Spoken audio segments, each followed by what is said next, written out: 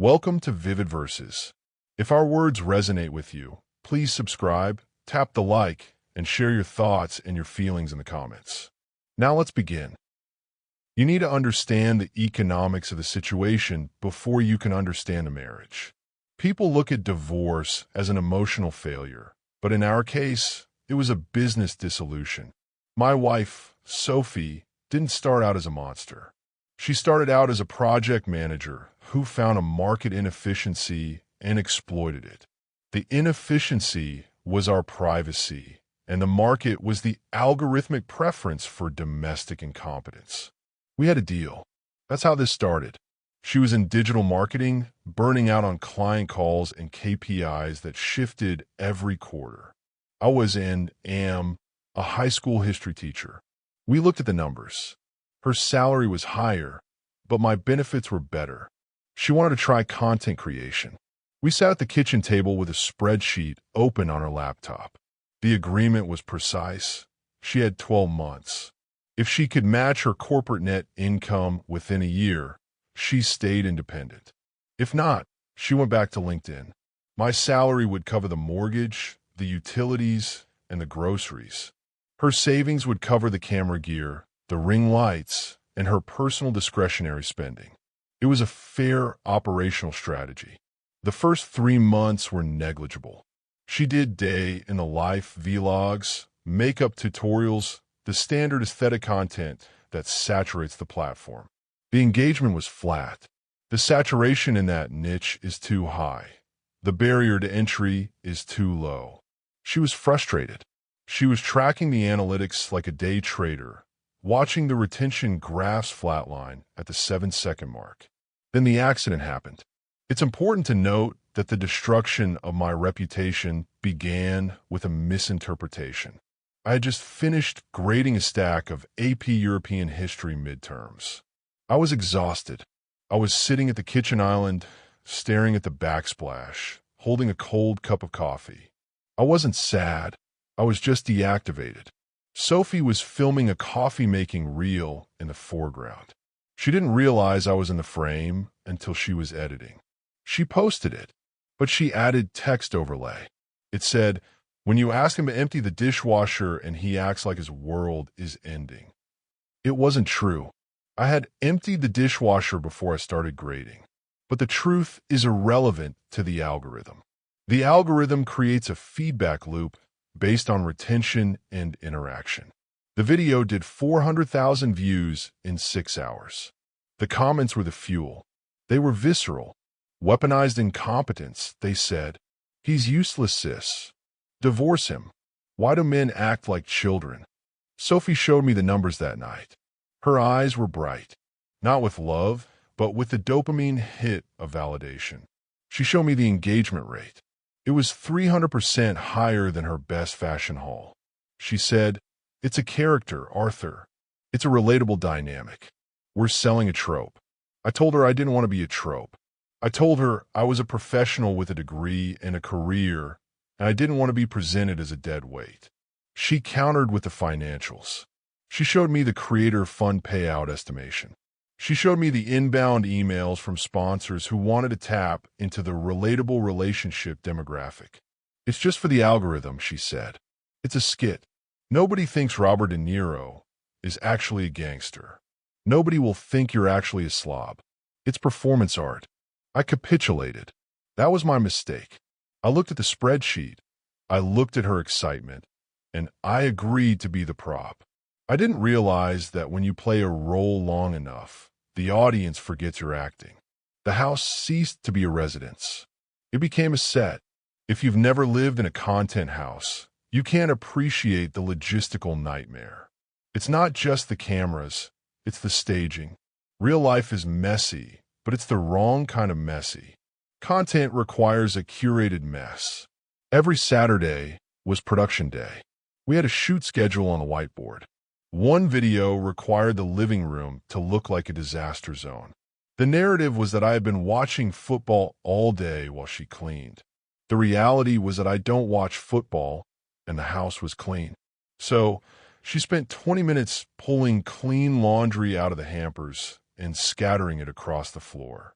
She took empty soda cans from the recycling bin and arranged them on the coffee table. She positioned my boots in the middle of the rug. Then she directed me. "Sit there," she'd say. "No, slow more. You need to look unbothered. Open your mouth a little. Look at your phone." She would set up the tripod. She would put on her tired wife face, usually involving a messy bun and rubbing her temples. She would hit record. Action. She walks in, sighs dramatically, picks up a sock, looks at me with disgust. "Cut.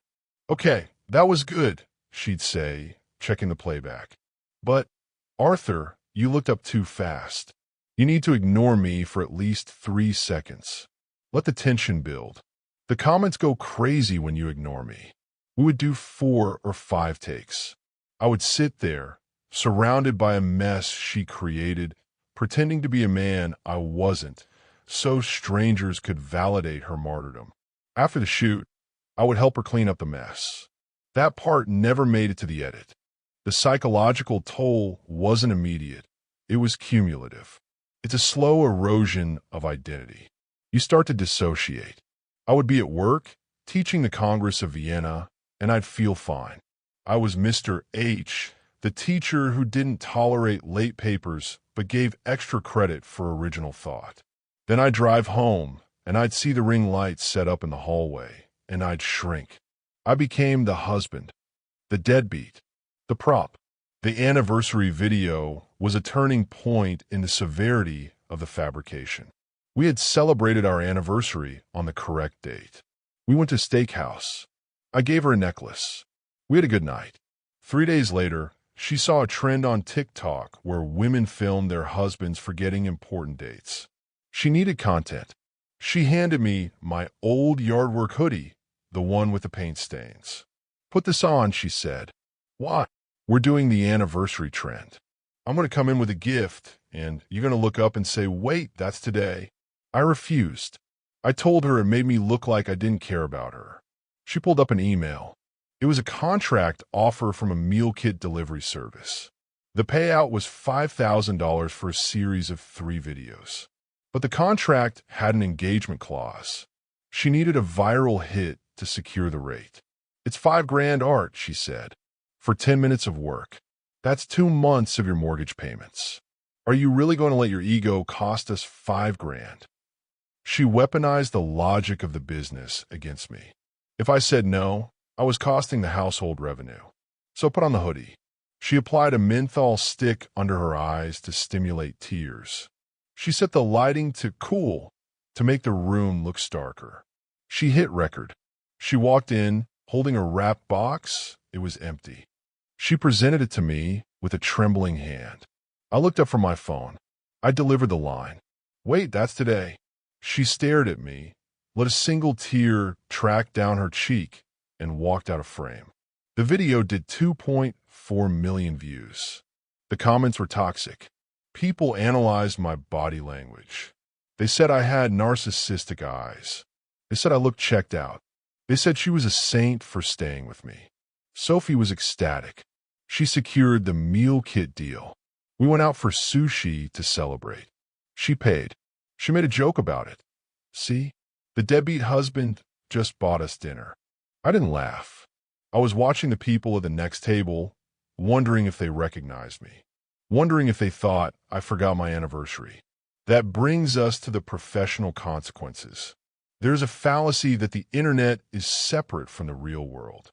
That is no longer true. The membrane between digital reputation and professional viability is porous. I work in a public high school in a district that prides itself on excellence and integrity. I have been there for 8 years. I have a master's degree. I was the front runner for the department head position. The current head was retiring, and he had groomed me for the spot. It came with a $12,000 raise, a lighter teaching load, and administrative tenure. The interview was a formality. I had the metrics. My students' AP scores were the highest in the district. I had the seniority. Then came the allowance video. Sophie wanted to tap into the financial incompetence trope. The script was humiliating. I was supposed to ask her for $20 to buy a video game. She was supposed to roll her eyes, lecture me about the budget, and then hand me her credit card like she was indulging a toddler. I argued against this one more than the others. This implies financial abuse, I said, or that I'm mentally incapable of managing my own wages. I'm a civics teacher, Sophie. I teach economics. It's absurdist, she said. That's why it's funny. It's satire. She posted it on a Tuesday. By Thursday, it had migrated from TikTok to Facebook. Facebook is where the parents live. On Friday morning, I was called into the main office. Principal Vance is a good man, but he is a bureaucrat. He answers to the superintendent and the school board. When I walked in, he didn't offer me a seat. He was standing by the window, looking at the parking lot. "Arthur," he said, "we have a problem."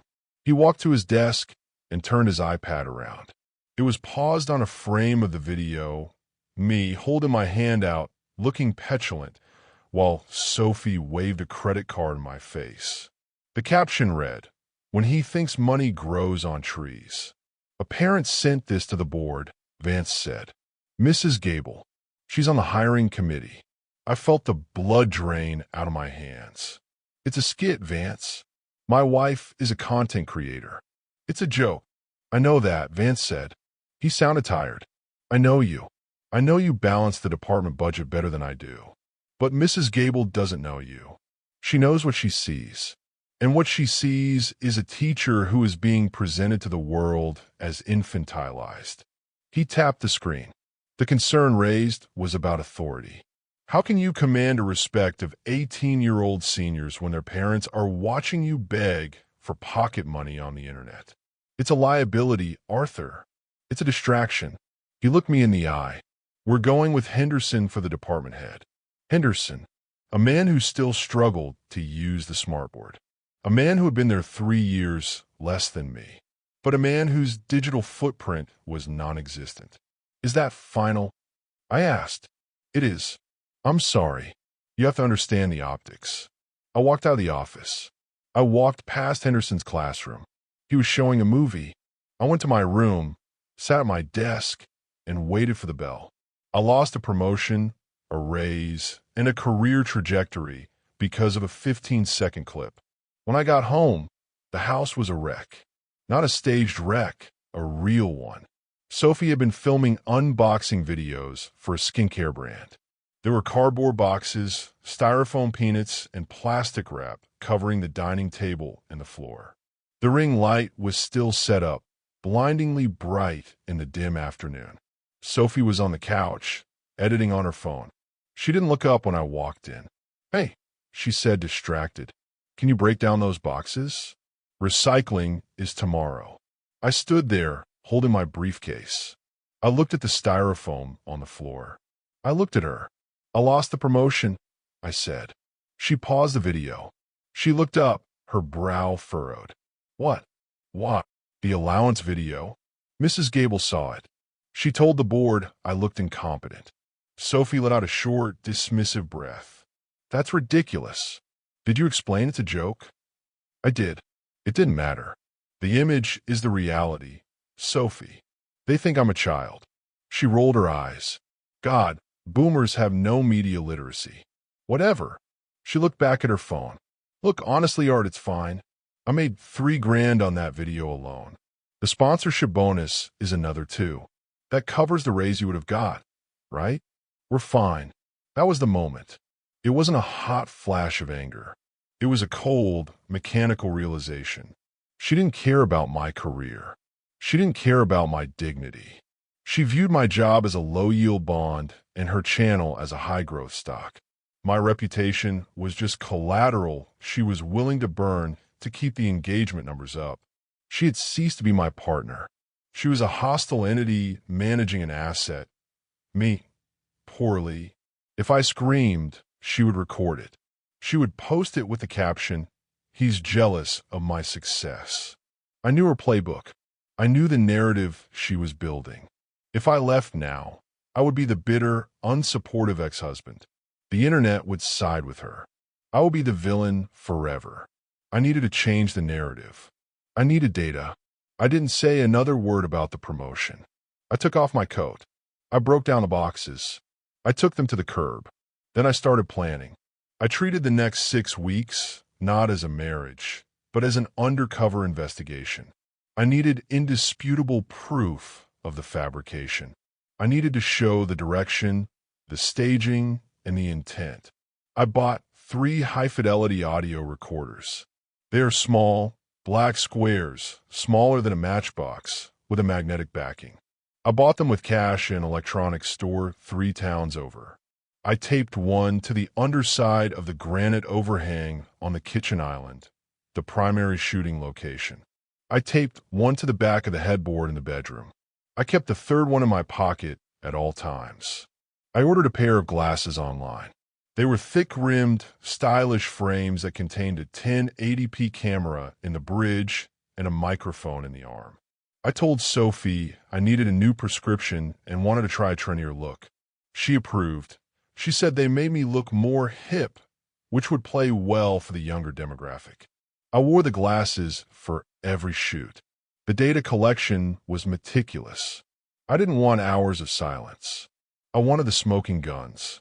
October 12th, the cheating prank. The concept was that she would accuse me of texting another woman to see if I panicked. The reality, I was grading papers. She set up the tripod. I recorded the direction. Sophie, okay, Art, listen. When I ask, who is Jessica, I need you to freeze. Don't say anything. Just freeze and look guilty. Shift your eyes to the left. Me, Sophie, isn't this dangerous? People get doxxed for cheating. If people think I'm unfaithful, that follows me. Sophie, nobody is going to dox you. You have 200 followers. You're a nobody. Just look nervous. If you don't look nervous, the thumbnail won't work. Me, I don't like this. Sophie, just do the face, Arthur. We're losing the light. I did the face. The glasses recorded her checking the frame, adjusting her hair to look distressed, and then counting down from 3. October 18th, the slob narrative. She was cooking spaghetti for a Cook With Me video. She wanted a clip of me being a messy eater.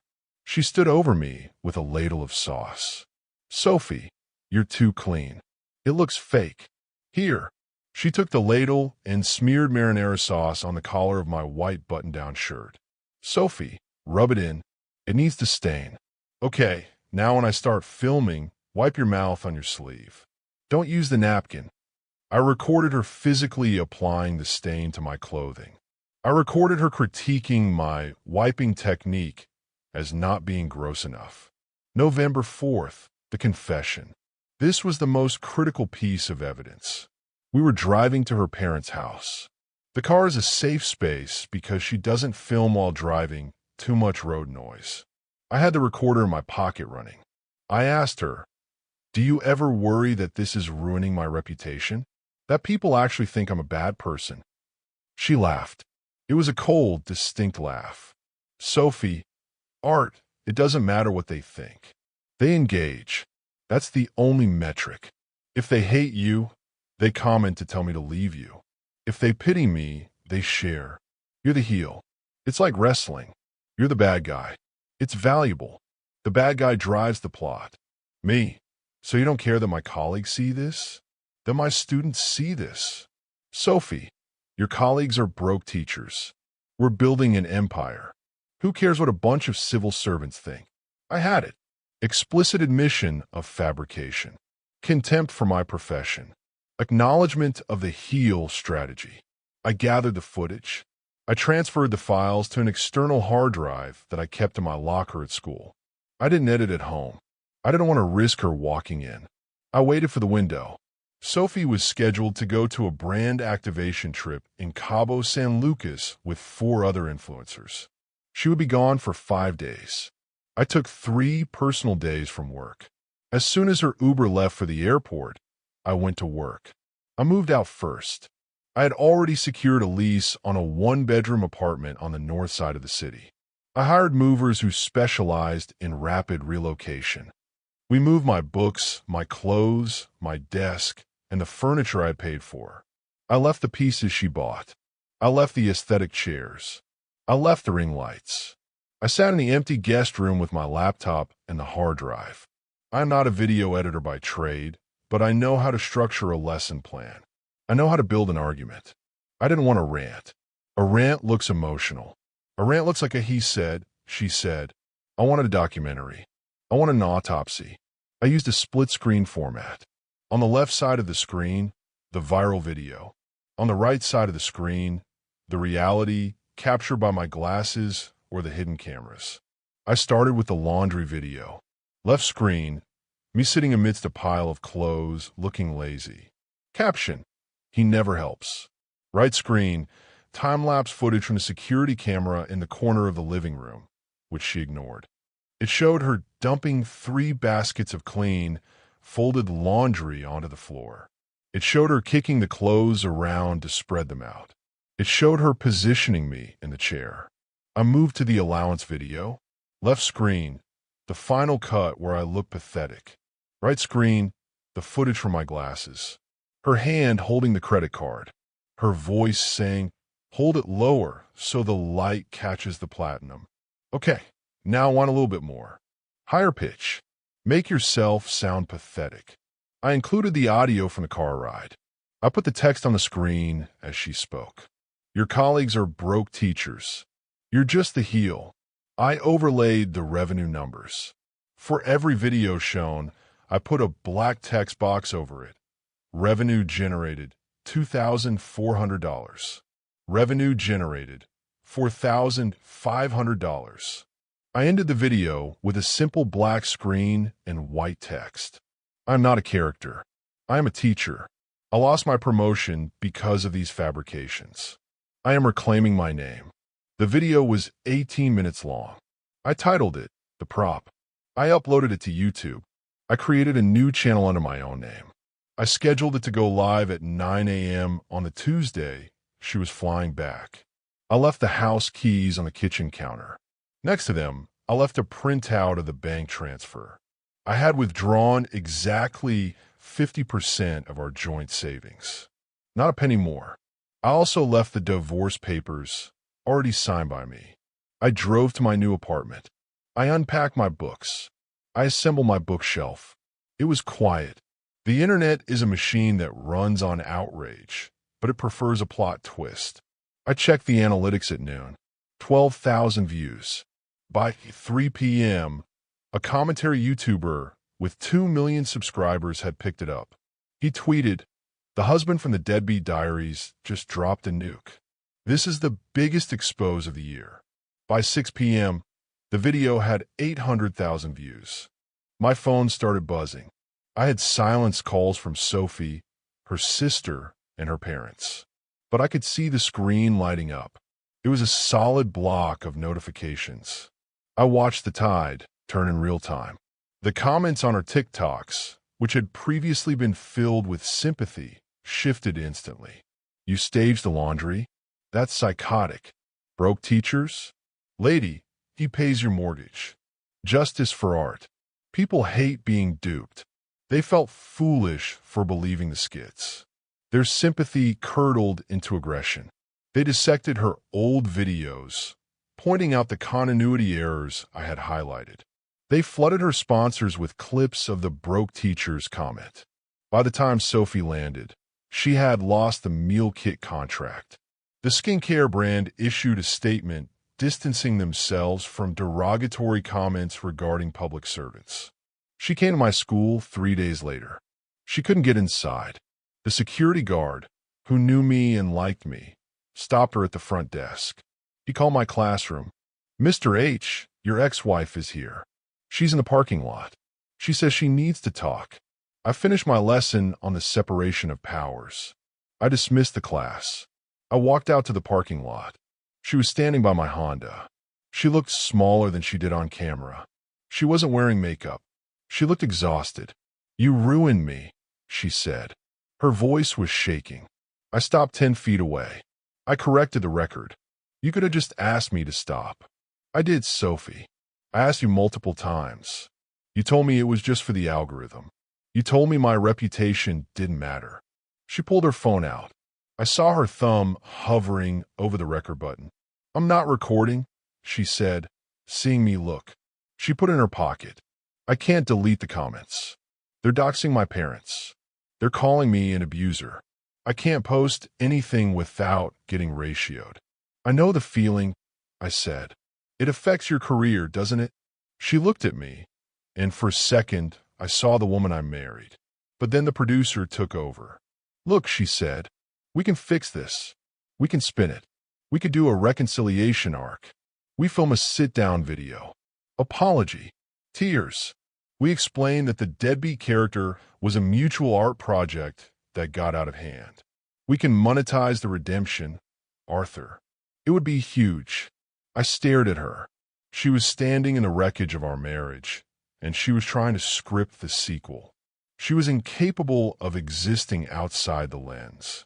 I'm not a character, I said, and I'm not your employee. Speak to my lawyer. I walked back into the school. I didn't look back. It has been 6 months. The divorce was finalized last week. It was uncontested. She didn't have the funds to fight a prolonged legal battle after the sponsors dropped her. I didn't get the department head job. Pedersen has it. He's doing a mediocre job, but he's safe. However, Principal Vance called me in a month after the video dropped. He apologized. He said the board had reviewed the footage. They acknowledged that I was the victim of a hostile domestic environment and that the allowance video was proven to be staged. My reputation in the building has been restored. Actually, it's improved. The students saw the video. They respect the receipts. One of my seniors, a kid named Marcus, stayed after class last week.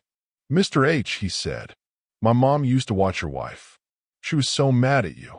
Then I showed her your video. She canceled her subscription. I nodded.